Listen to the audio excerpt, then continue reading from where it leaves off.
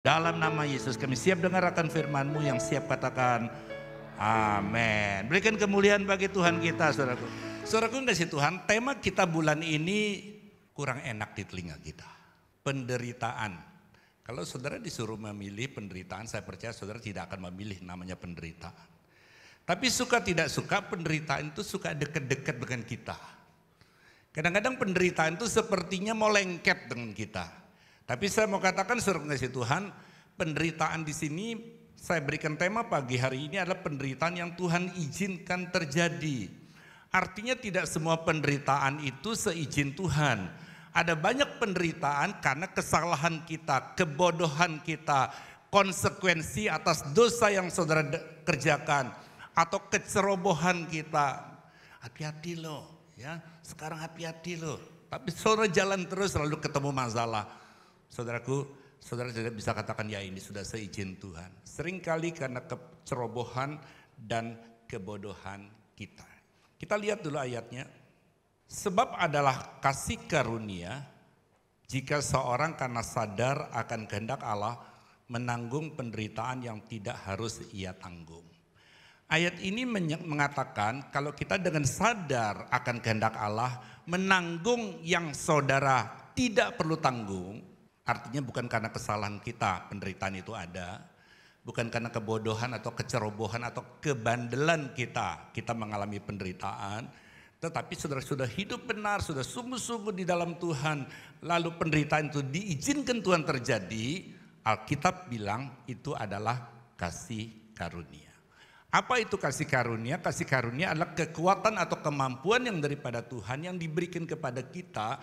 Bukan karena layak dan pantasnya kita, tetapi semata-mata karena kasih Tuhan. Ayat 20, sebab dapatkah disebut pujian jika kamu menderita pukulan atau penderitaan karena kamu berbuat dosa. Tetapi jika kamu berbuat baik, lebih tepatnya berbuat benar, dan karena itu kamu harus menderita, maka itu adalah kasih karunia pada Allah. Sebab untuk itulah kamu dipanggil. Karena Kristus pun telah menderita untuk kamu dan telah meninggalkan teladan bagimu supaya kamu mengikuti jejaknya. Nah, kalau saudara lihat ayat ini saudara kasih Tuhan, artinya tidak semua masalah saudara bisa anggap sebagai sesuatu yang diizinkan Tuhan. Tidak semua masalah saudara cukup berkata ya bersyukurlah, ya kita belajar bersyukur. Enggak saudaraku, kalau itu dosa saudara nggak cukup bersyukur, harus bertobat. Yang setuju bisa katakan amin.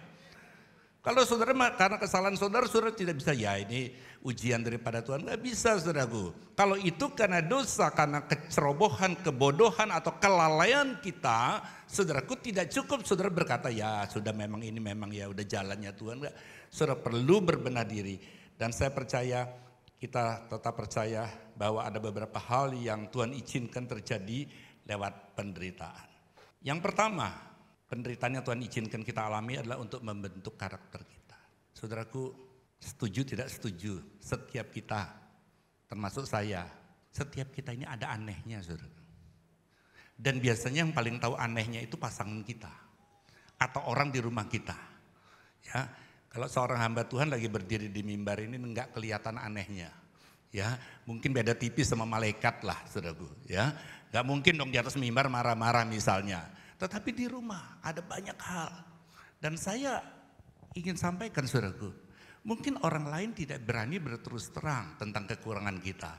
Tapi pasangan, saya ikut berbagai camp, ya Rockman Camp, Pria Sejati, ya Dulos Camp, berbagai camp. Dan sebulan setelahnya saya bertanya pada istri saya ini sudah ada perubahan belum? Oh sudah. Sudahnya apa, belumnya apa? Kalau saya bertanya pada jemaat saya, mereka mungkin sungkan untuk cerita. Ya, artinya apa? Percayalah, saudara harus belajar hari ini lebih baik dari kemarin dan besok lebih baik daripada hari ini. Amin. Saudaraku, tidak ada yang sempurna, tetapi kalau saudara belajar terus untuk mengejar kesempurnaan, Tuhan tidak pernah perintahkan sesuatu yang mustahil dilakukan. Cuma seringkali kan kita mudah melihat orang lain. Saudaraku kasih Tuhan, banyak kali kita kurang tegas terhadap diri kita sendiri. Kita tegas sama orang lain, kita tegas sama bawahan kita tegas sama orang yang kita pimpin. Kita seringkali tidak tegas pada diri kita sendiri. Kalau kita melakukan sesuatu dan kita tahu itu dilarang firman Tuhan, tegaslah Pak. Jangan, Tuhan larang, nggak boleh. Meskipun nggak ada yang lihat saudaraku, meskipun tidak ada yang komplain, percayalah itu yang akan membuat kita hari ini lebih baik dari kemarin dan besok lebih baik daripada hari ini. Yang kedua, ujian iman kita yang diuji dengan api penderitaan. Ya, bukan karakter saja, tapi adalah iman kita. Kita lihat ayatnya. 1 Petrus 1 ayat yang ke-6 sampai yang ke-7. Bergembiralah akan hal itu sekalipun sekarang ini kamu seketika harus berduka cita oleh berbagai-bagai pencobaan. Maksud semuanya itu untuk membuktikan. Katakan bersama saya, membuktikan. Ya saudaraku, jadi ujian yang Tuhan izinkan terjadi, penderitaan yang Tuhan izinkan terjadi itu untuk membuktikan. Apa yang dibuktikan?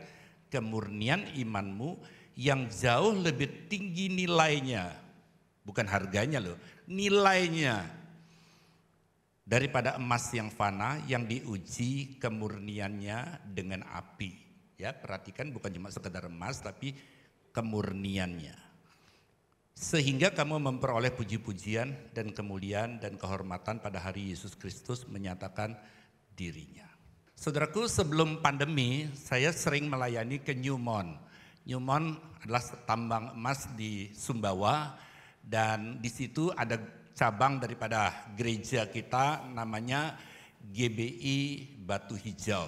Kenapa Batu Hijau? Karena tanah di sana itu mengandung tembaga, ya, sehingga karena proses oksidasi sehingga tanah itu atau tebing-tebing itu terlihat berwarna agak kehijau-hijauan karena proses oksidasi dari biji tembaga yang terkandung di tanah itu. Nah, saya bisa membayangkan bagaimana mahalnya emas itu, ya. Pitnya, tempat tambangnya itu dalamnya 600 meter berbentuk seperti corong begitu dan di sekeliling tambang itu ada jalan melingkar seperti spiral, jalan daripada truk yang mengangkut hasil tambang dan per truk kapasitasnya 250 ton. Ya, saudaraku, tinggi sekali ya, saudaraku kasih Tuhan, besar sekali dan lucunya pengemudinya wanita. Ya, saudaraku, jadi itu tidak bisa diproses karena di sini tidak ada smelter, harus dikapalkan dan dikirim ke luar negeri. Artinya emas itu harus melewati proses yang luar biasa sehingga emas itu berharga mahal. Dan makin kadarnya tinggi, makin mulia dan makin mahal. Begitu juga dengan iman kita. Iman kita juga kadang-kadang Tuhan izinkan terjadi untuk berproses. Supaya apa? Iman kita makin murni di hadapan Tuhan. Tujuan yang ketiga, handphone diletakkan di depan ban mobil. Tentu bukan mobil-mobilan. Dilindas mobil. Pertanyaannya apakah handphone diciptakan untuk dilindas mobil? Jawabannya tidak. Ya saudaraku, jawabannya tidak. Bahkan saya pernah lihat sebuah tes daripada handphone dinyalakan, dimasukkan ke dalam air dan air itu dipanaskan dengan api dan diukur suhunya sampai berapa derajat handphone itu kemudian mati. Saudaraku kasih Tuhan, hal-hal itu dilakukan oleh pabrik untuk memperbaiki mutu produk berikutnya. Saudara dan saya tidak produk asal-asalan atau coba-coba. Dari awal Tuhan menciptakan saudara dan saya serupa dan segambar dengan Bapa. Yang setuju bisa katakan amin. Artinya saudaraku kasih Tuhan, kalau pabrik berusaha untuk memperbaiki mutu produknya, tetapi saudara dan saya, kita adalah produk terbaik. Karena kita diciptakan serupa dan segambar dengan Sang Pencipta kita. Yang kedua, crash test. Mobil ditabrakkan. Pertanyaannya apakah mobil diciptakan untuk ditabrakkan? Tentu tidak. Kenapa hal itu dilakukan? Yaitu tadi, untuk memperbaiki produk dan yang kedua, untuk melihat bagaimana batas aman daripada si penumpang ketika kemungkinan buruk terjadi. Dari dua gambar ini saya akan menyampaikan ada satu pesan yang harus saudara dan saya perhatikan, yaitu imani yang terbaik, tetapi persiapkanlah kemungkinan terburuk. Ya, imani yang terbaik, seringkali kita mengimani yang terbaik, tetapi kita lupa mempersiapkan kemungkinan terburuk. Waktu pandemi, saudara kasih Tuhan, ada banyak perusahaan, ada banyak pribadi, ada banyak orang yang jatuh terpuruk, tetapi justru banyak juga dalam pandemi ini mereka survive bahkan mereka bisa mengembangkan diri. Nah saudara kasih Tuhan, dalam perjanjian lama ada orang yang luar biasa namanya Yusuf.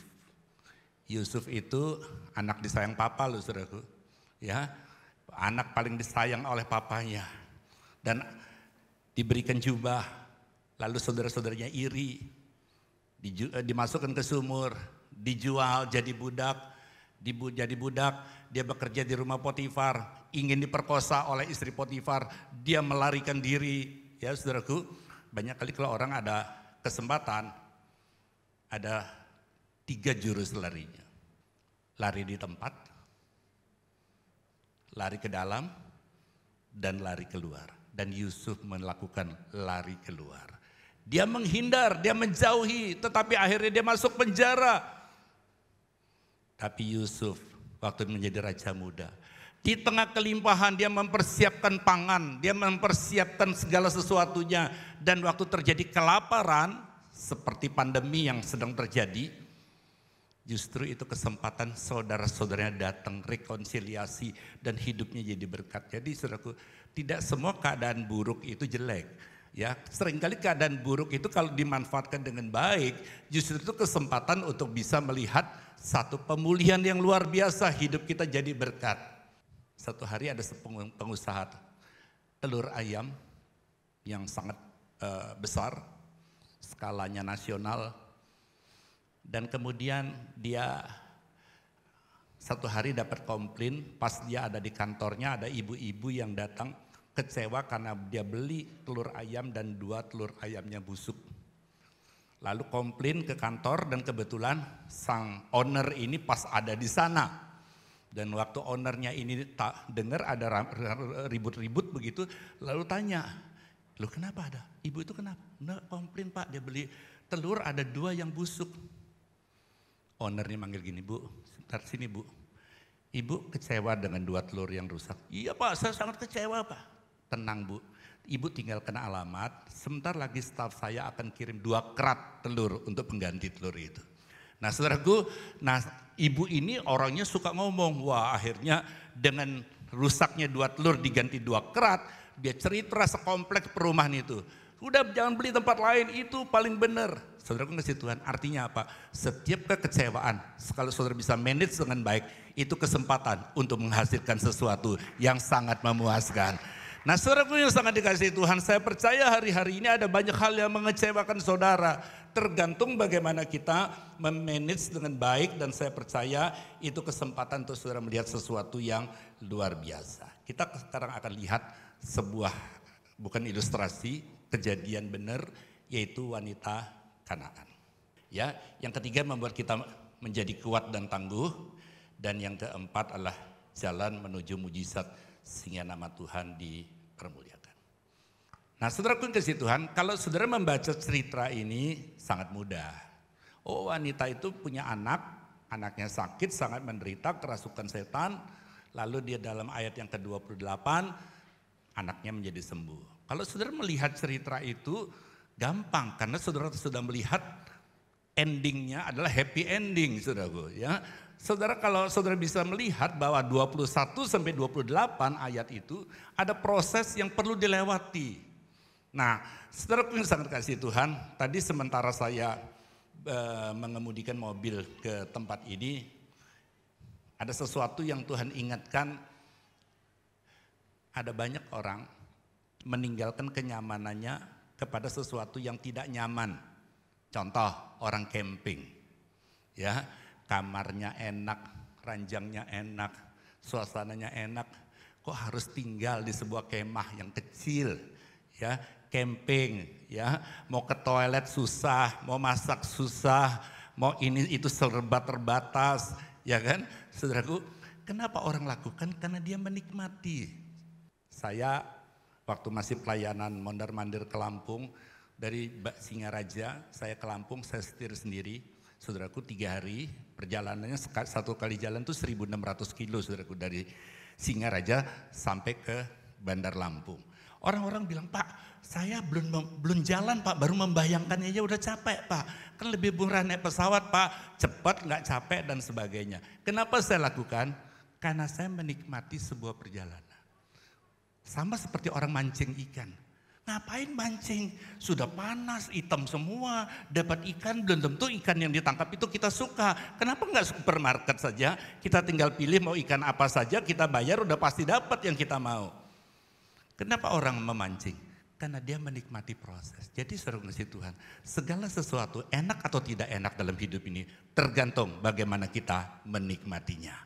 Kalau saudara tidak bisa belajar untuk menikmati sebuah proses, saudara akan selalu bersungut-sungut, ngomel, komplain, dan rasanya hidup ini nggak nyaman. Ya, di tengah pandemi seperti ini, kenapa ya Tuhan kok berikan pandemi? Coba keadaannya aman kayak dulu itu, ya kan?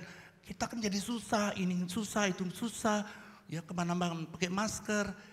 Saudaraku, saya mau katakan, belajar menikmati proses, karena saya percaya tidak banyak yang saudara bisa pilih.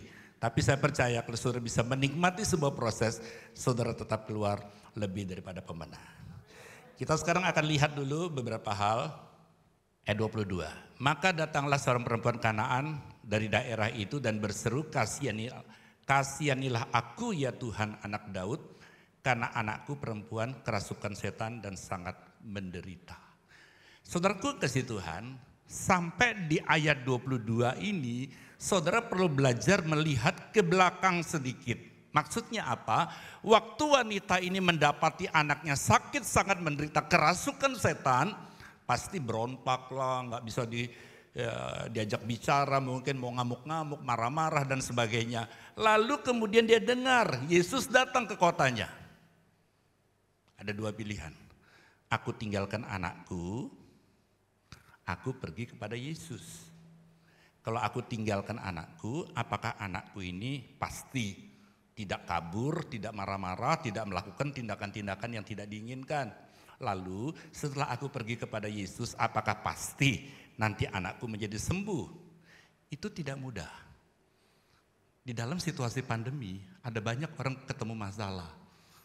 Untuk datang ke gereja aja, mereka kadang-kadang sudah mulai enggan. Di awal pandemi, aduh nggak enak ya ibadah online, itu di awal saudaraku, ya. Waduh nggak enak ya, nggak bisa ketemu rame-rame, ya kan, nggak bisa tatap muka, cuma bisanya tatap layar dulu, ya kan. Setelah keasikan saudaraku online dan kemudian pemerintah mengizinkan onsite, pertanyaannya, apakah saudara tetap mau online? Saya percaya kalau saudara tetap mengasihi Tuhan, saudara berani tinggalkan. Dan wanita ini tinggalkan anaknya, tinggalkan problemnya, tinggalkan masalahnya. Dia pergi kepada Yesus. Dan wanita ini punya iman.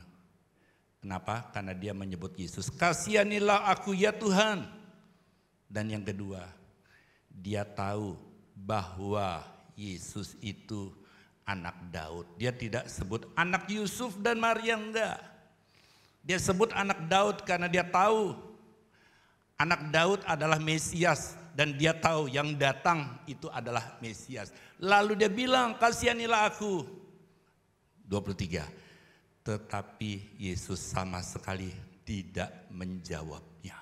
Lalu murid-muridnya datang dan meminta kepadanya, suruhlah ia pergi. Yang mengikuti kita dengan berteriak-teriak. Saudaraku, hari ini kita belajar beberapa ujian ketika saudara sudah hidup benar, sudah mendekat kepada Tuhan, sudah cari Tuhan sungguh-sungguh, sudah melayani Tuhan, sudah pergi rajin ke ibadah ke gereja. Hal yang pertama, ujian kekecewaan. Saya sebagai hamba Tuhan, sebagai gembala, saya banyak belajar, tentu saya banyak ketemu dengan bermacam-macam orang. Jemaat yang saya layani, jemaat di kota di mana saya pergi melayani, jemaat di mana saya pergi untuk datang melayani di gereja itu, dan kemudian selesai itu minta waktu untuk ketemu saya dan sebagainya. Dan saya perhatikan orang yang mudah baper, mudah ngambek, sulit untuk meningkat rohaninya. Orang yang gampang ngambek, wanita ini seandainya, untuk apa katanya Mesias, katanya Tuhan, ya, aku ngomong dijawab juga enggak, apalagi didoakan dijawab aja enggak, pulang Seandainya wanita ini baper, pulang ngambek, mujizat tidak akan pernah terjadi. Seringkali saudaraku di dalam hidup kita bukan soal apa, Bukan soal apa. Kita seringkali yang tidak bisa mengendalikan. Karena itu Amsal 4:23 katakan, jagalah hatimu dengan segala kewaspadaan karena dari sanalah terpancar kehidupan. Ya, saudaraku, iblis sangat tahu dia tidak bisa membuat saudara jauh daripada Tuhan, tidak bisa membuat saudara berhenti pelayanan, tidak bisa membuat saudara tidak lagi berdoa kecuali satu hal, ketika saudara izinkan hatimu kecewa.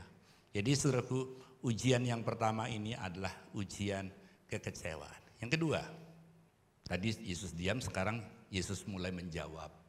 Tapi jawabannya ini lebih menyakitkan daripada diam. Jawab Yesus, aku diutus hanya kepada domba-domba yang hilang dari umat Israel. Maksudnya kamu kan orang Kanaan. Aku hanya untuk orang Israel saja. Kamu kan orang Kanaan. Dan orang Kanaan tidak bergaul dengan orang Israel. Nah, saudaraku yang kasih Tuhan, di situ ujian yang kedua adalah ujian diskriminasi. Dan ujian diskriminasi ini seringkali menimbulkan iri hati. Kok dia ditolong saya enggak? Apa bedanya saya dengan dia? Dan saya mau katakan saudaraku, iri hati ini adalah virus yang lebih berbahaya daripada COVID-19. Dan iri hati itu yang seringkali menghancurkan hidup seseorang sehingga dia tidak lagi mengasihi Tuhan dengan sungguh-sungguh. Kenapa? Karena merasa Tuhan itu membeda-bedakan. Dia ditolong kok saya enggak dan seterusnya. Nah, saudara kasih Tuhan, ini adalah hal yang kedua. Sekarang kita lihat hal yang ketiga. Ya, ujian yang ketiga. Tetapi perempuan itu mendekat dan menyembah dia sambil berkata, Tuhan tolonglah. Saudaraku, ujian yang ketiga ini adalah ujian motivasi. Saya perlu ingatkan, saudara tidak bisa atur semua keadaan. Kalau kita bisa pilih, kita pilih tidak perlu ada pandemi. Kalau bisa kita pilih. Ya. Setelah ada pandemi, kita tidak bisa pilih. Dulu awal-awal pandemi saya pernah ditanya oleh beberapa hamba Tuhan. Menurut Pak Thomas pandemi ini berapa lama kira-kira ya? Ya mungkin 3 bulan, 3-4 bulan lah. Ya, kenyataan sekarang sudah 2,5 tahun lebih saudara kasih Tuhan. Ya, artinya tidak semua keadaan bisa saudara pilih. Tapi respon kita menghadapi keadaan itu pilihan di tangan kita. Saudaraku, ya, seorang yang berlayar dengan perahu, saudaraku, dia tidak bisa atur arah angin. Oh, saya mau maju kok rasanya didorong mundur ya.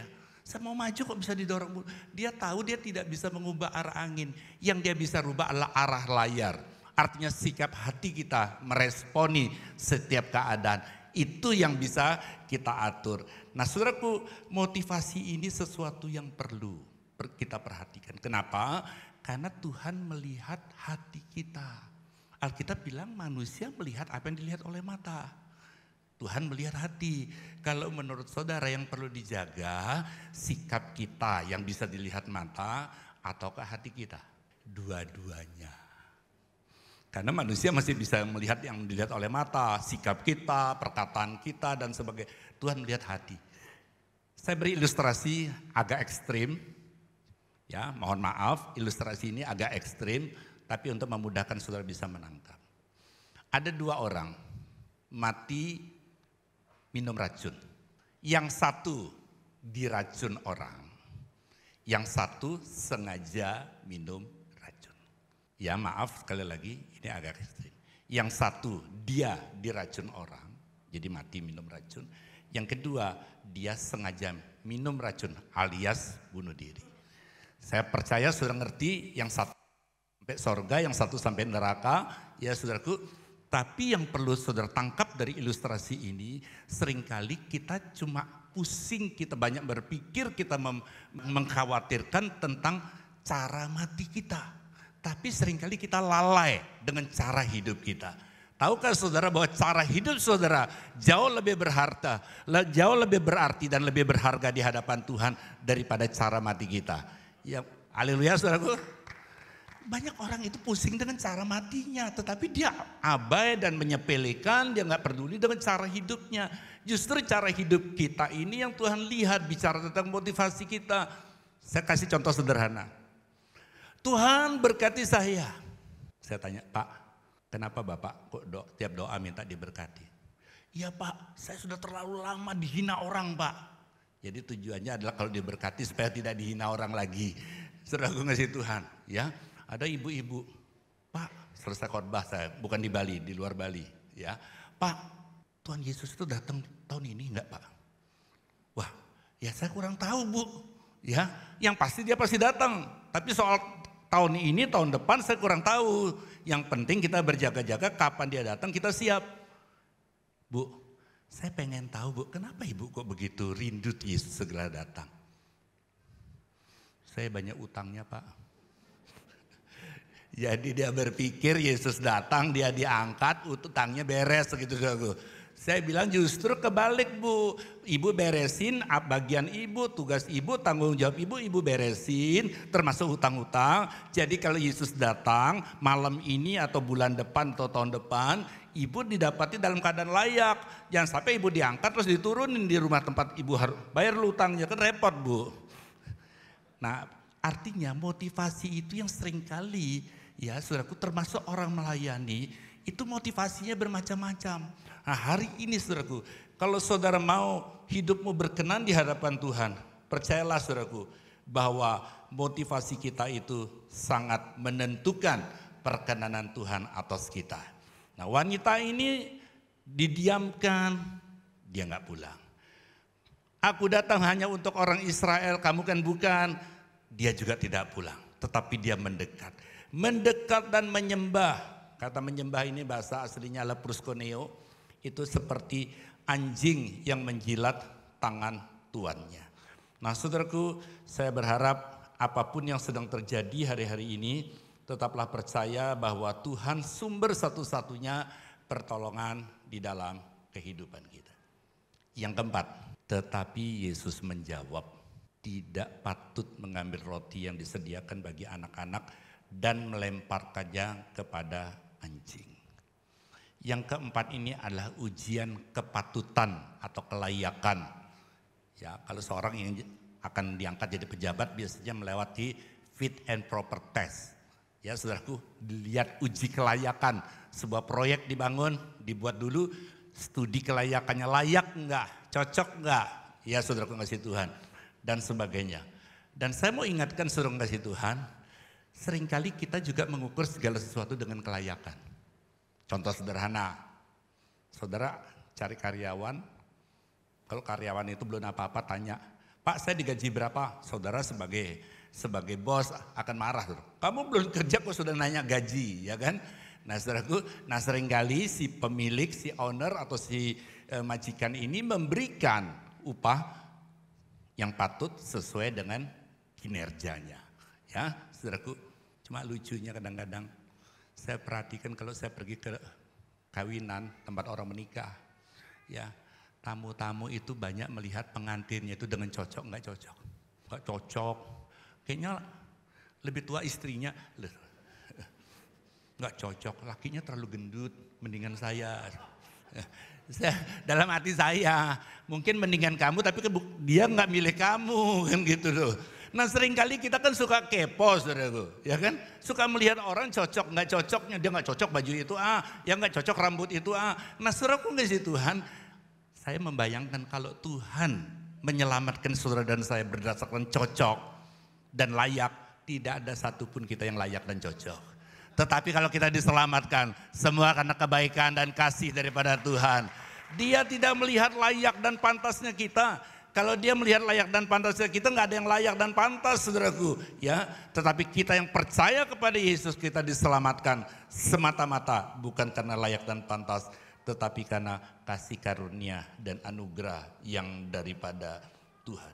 Nah saudaraku, ya Yohanes Pembaptis juga bilang begitu waktu dia baptis Yesus. Aku membaptis kamu dengan air sebagai tanda pertobatan, tetapi ia yang datang kemudian daripadaku lebih berkuasa daripadaku dan aku tidak layak melepaskan kasutnya. Ia akan membaptis kamu dengan Roh Kudus dan dengan api. Saudaraku, manusia memang melihat segala sesuatu dari layak dan tidak layaknya. Itulah bedanya. Tuhan kita melihat kita bukan berdasarkan layak dan tidak layak, tetapi karena Dia sangat mengasihi kita. Kita lihat dulu yang kelima. Kata perempuan itu, benar Tuhan. Namun anjing itu makan remah-remah yang jatuh dari meja tuannya. Jadi perempuan itu tidak menyangkal. Benar Tuhan, aku anjing itu. Tapi anjing itu tidak minta dog food, tidak minta roti yang utuh. Cukup remah-remahnya. Kalau saudara lihat gambar anjing, ada satu sifat anjing yang saya percaya banyak orang setuju. Sifat anjing itu apa? Setia. Anjing itu setia pada tuannya, tidak setia pada pasangannya. Kalau anjing jantan ketemu anjing betina, dia nggak mau tahu itu betinanya siapa, dia nggak mau tahu, saudaraku. Jadi kalau saudara melihat anjing itu dari sisi setia, betul saya setuju, setia pada tuannya. Tetapi dia tidak setia pada pasangannya. Saya berharap di tempat ini, setiap bapak-bapak, setiap ibu-ibu, saudara setia kepada Tuhan dan juga setia kepada pasangan. Haleluya, saudaraku.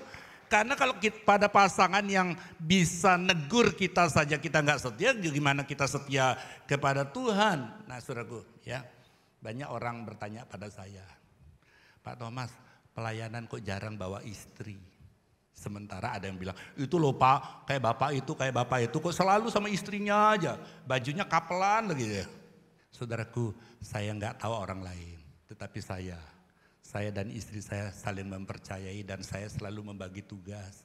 Jangan sampai saya pelayanannya oke, rumah tangga kacau ya. Jadi saya selalu bagi tugas, istri saya lebih banyak mengurus ke dalam, saya lebih banyak pelayanan keluar.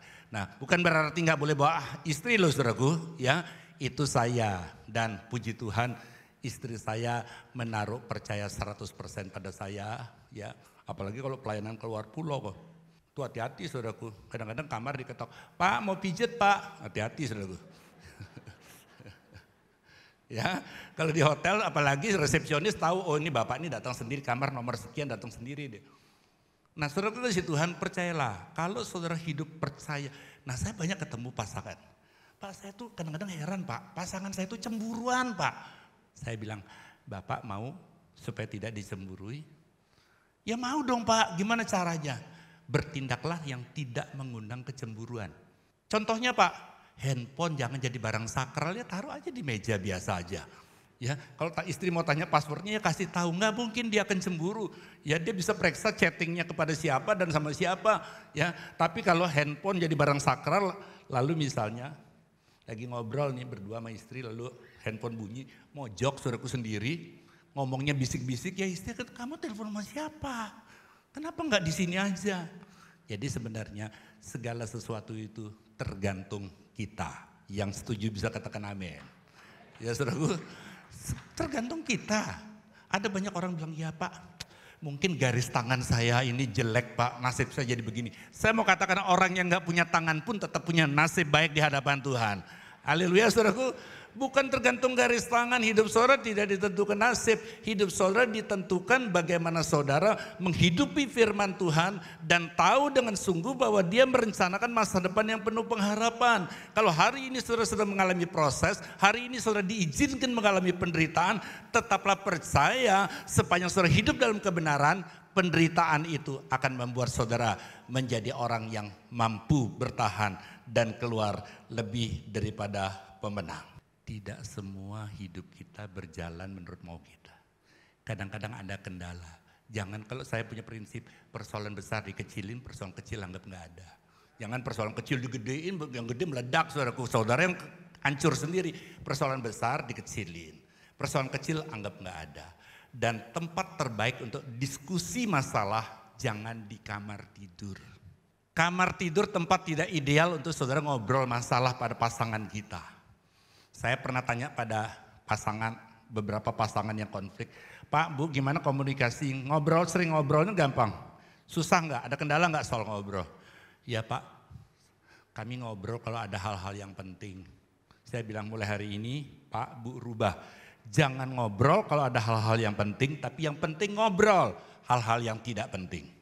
Kalau saudara ngobrol hal-hal yang penting biasanya membutuhkan konsentrasi, membutuhkan emosi, membutuhkan hal-hal yang kadang-kadang membuat kita akhirnya kamu ngomong gitu semalam aku nggak bisa tidur loh, kepikiran. Ya saudaraku, kenapa kita nggak ngobrol hal-hal yang tidak penting, bercanda, cerita lucu, sesuatu yang kita ketawa berdua. Dan saya percaya itu akan membuat saudara menjadi teman ngobrol, teman curhat yang baik. Kenapa banyak istri-istri kita mudah curhat pada teman arisannya? Kenapa suami-suami mudah curhat kepada teman di komunitasnya? Karena pasangan kita tidak bisa menjadi teman curhat yang baik. Dan saya mau katakan, saya orangnya itu pendiam, tertutup, kaku. Pak Gembala, Pak Arifin, Pak Thomas, belajar fleksibel Pak. Ya. Terlalu saklek, kaku begitu saudaraku. Ya, saya belajar fleksibel. Artinya setiap kita bisa berubah. Yang tidak perlu berubah hanya Yesus. Haleluya saudaraku. Hanya Dia yang tidak perlu berubah dulu, sekarang bahkan sampai selamanya. Yang kita namanya manusia bukan gak bisa, cuma seringkali masalahnya kita suka bangga dengan kekurangan kita. Ya Pak, memang saya begitu Pak, orangnya memang dari dulu begitu. Bukan saya aja Pak, papa saya, kakek saya kayak saya ini. Saudara jangan bangga dengan kekakuan saudara. Mestinya saudara belajar, ya kalau kakek saya begitu, papa saya harus berubah. Saya harus lebih baik dari mereka. Untuk apa? Untuk nama Tuhan dipermuliakan. Satu hari seorang anak muda di kantor, karena dia tidak suka atau dia fanatik minum kopi, sehingga dia bawa kopi sendiri dari rumah. Di kantor dia ambil cangkir, dia tuangkan kopi, dia pergi ke dispenser ambil air panas, dan setelah diaduk dia bawa kopinya menuju ke meja kerjanya. Di tengah perjalanan tanpa sengaja dia bertabrakan dengan teman kantornya sehingga kopinya itu tersiram, terlempar kemana-mana. Ya, camkan baik-baik. Pemuda itu cangkir isinya kopi, ya berjalan menuju ke meja, lalu ditabrak oleh temannya, kopinya terlempar kemana-mana. Pertanyaannya, kenapa kopi itu terlempar kemana-mana? Coba renungkan sejenak. Kenapa kopi itu terlempar kemana-mana? Banyak kali saudara menjawab, ya karena ditabrak Pak. Oke, karena ditabrak. Kalau ditabrak itu isinya teh, kan gak mungkin kopinya terlempar kemana-mana. Ya kan? Kopi itu terlempar kemana-mana karena cangkir itu diisi kopi. Seringkali kan orang mempermasalahkan pemicunya karena ketabrak Pak. Kalau enggak kan enggak Pak. Pertanyaan saya kan kenapa kopi itu terlempar kemana-mana? Jawabannya karena cangkir itu isinya kopi. Kalau cangkir itu isinya air mineral, kalau ketabrak ya yang tertumpah, yang terlempar adalah air mineral. Maksudnya apa? Seringkali kita memasalahkan masalah di luar. Gara-gara dia Pak, karena begini Pak, karena situasi pandemi Pak, karena dia Pak. Sebenarnya segala sesuatu cangkir itu bicara tentang pikiran dan hati kita. Apa yang saudara isikan di dalam pikiran dan hati saudara, kalau terjadi ditabrak, disenggolan, yang keluar atau respon kita tergantung apa yang kita isikan. Kalau isinya kopi, waktu nyenggol ya tumpahnya kopi. Kalau yang isinya air mineral, waktu kesenggol yang tumpah air mineral. Artinya apa? Bukan tergantung keadaan di luar. Tergantung apa yang saudara isi dalam hidup saudara. Kartu ATM ada di dompet saudara. Itu tidak jaminan saudara bisa tarik uang. Saya ulang, saudara tidak jaminan saudara bisa tarik uang sejumlah yang saudara inginkan.